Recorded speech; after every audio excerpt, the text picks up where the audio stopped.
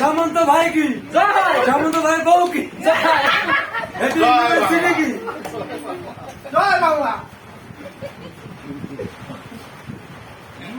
Happy happy anniversary বেটা আর বেটি। সবাই আসো আসো। বাপ খুব খুশিতে আছে আজকে বেটা বেটি বেটা ইয়ে ইউনিভার্সিটি যেহেতু সবাই খাও।